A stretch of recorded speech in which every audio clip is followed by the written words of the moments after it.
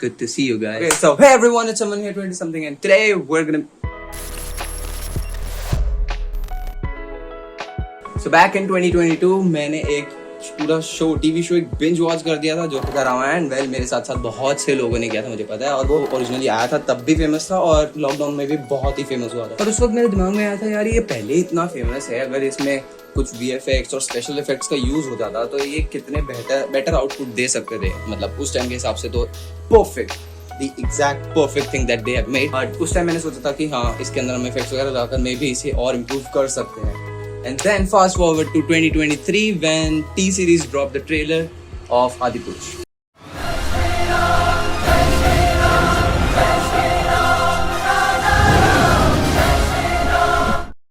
तो ट्रेलर के अंदर बहुत ही सारे ऑसम शॉट्स थे और कुछ हाँ, बट उस बारे में फालतू बातों में नहीं घुसेंगे। बट ट्रेलर से मैंने ये 2 शॉट सिलेक्ट किए हैं ताकि हम इसको रिक्रिएट कर सके पुरानी रामायण की फुटेज से, जो कि रामानंद सागर जी की बनाई हुई। और भाई बहुत मजा आया था उसे देखने, तो इसलिए मैंने सोचा कि उसे आदिपुरुष के स्पेशल इफेक्ट के साथ बनाकर हम एक रिक्रिएशन टाइप कर सकते हैं। और ये आदिपुरुष के जो 2 सीन मैंने सिलेक्ट किए मुझे बहुत ही एपिक लगे भाई, बहुत ही एपिक। और इसमें कोई डाउट नहीं है कि मूवी में और भी ज्यादा ऐसे एपिक और ऑसम शॉट्स होने वाले हैं, पर अभी के लिए let's hop on to this guys.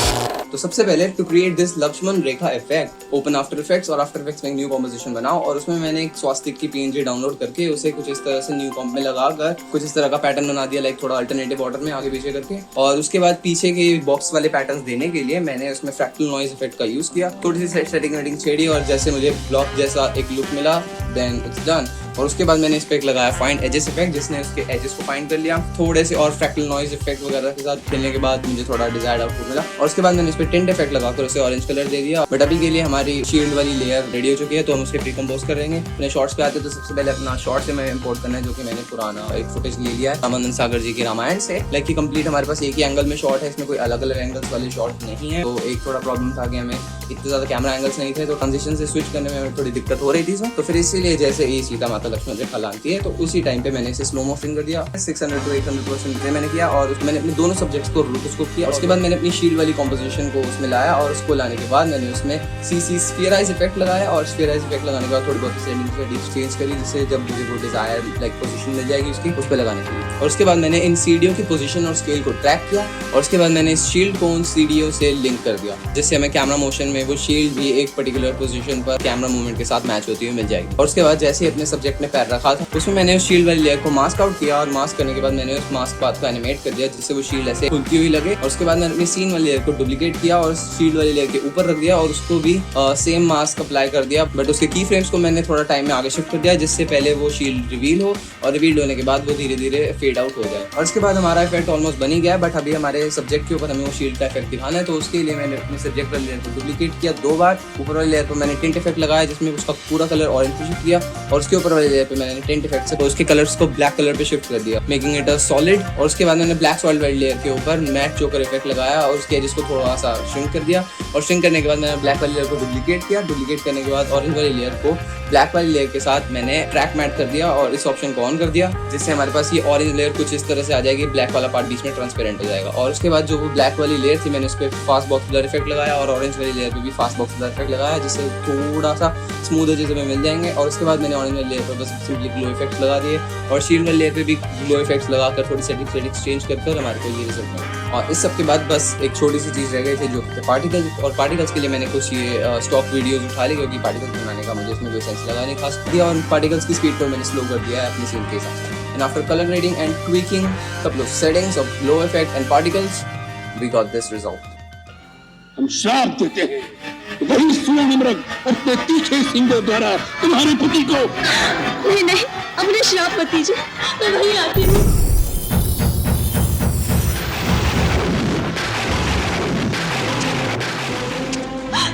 श्राप मत दीजिए।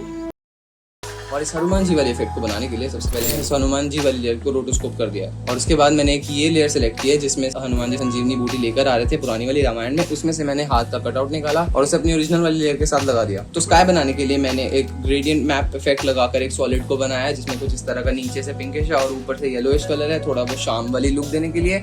और उसके बाद मैंने उसके ऊपर एक ये ब्लू लेयर लगा रखी है, जिसमें फ्रैक्टल नॉइज इफेक्ट लगाकर मैंने थोड़ा सी क्लाउडी लुक देने की कोशिश की। और उसके बाद मैंने उस पर क्लाउड के और भी PNGs ढूंढकर ब्लेंडिंग मोड चेंज कर उसे और बेटर लुक देने की कोशिश की है, और एक दो और लेयर्स है फ्रैक्टल नॉइज की जो कि इसके ऊपर है, जिससे हमें एक वो लाइक होल टाइप मिल जाएगा क्लाउड्स के बीच में, जहाँ से रोशनी आएगी ताकि हमारा सब्जेक्ट क्लियरली दिख सके। और उसके बाद मैंने हनुमान जी वाले लेयर को इस तरह से एनिमेट किया है, और अब हमें चाहिए था वो संजीवनी बूटी का पहाड़ जो हनुमान जी तोड़ के लाए थे। तो उसके लिए सबसे पहले मैंने ओपन किया Adobe's new AI Adobe Firefly।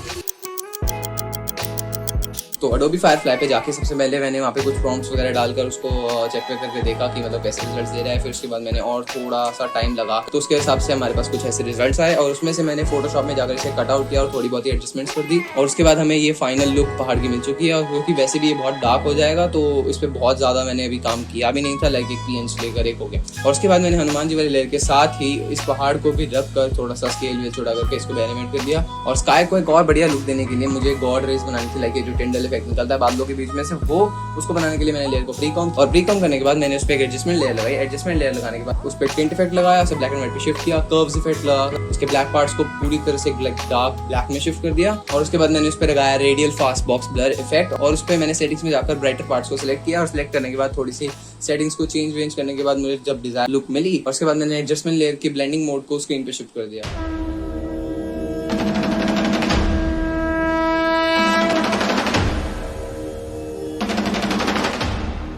तो अब यहाँ पे भाई मेरा काम खत्म होता है, अब तुम्हारा काम चालू होता है। नीचे कमेंट करना, मुझे बताना कि कैसी बनी है ये वीडियो। ओल्ड फुटेज के साथ न्यू रामायण के VFX डालकर मतलब कैसा लग रहा है वो। और मैं पहले ही बता देना चाहता हूँ कि मैंने इस वीडियो को किसी भी तरह के कंपैरिजन के पॉइंट ऑफ व्यू से बिल्कुल नहीं बनाया है। मुझे सीन बहुत ही ज़्यादा एपिक लगे थे, तो मैंने सोचा कि इन्हें रिक्रिएट करने की ट्राई करते हैं।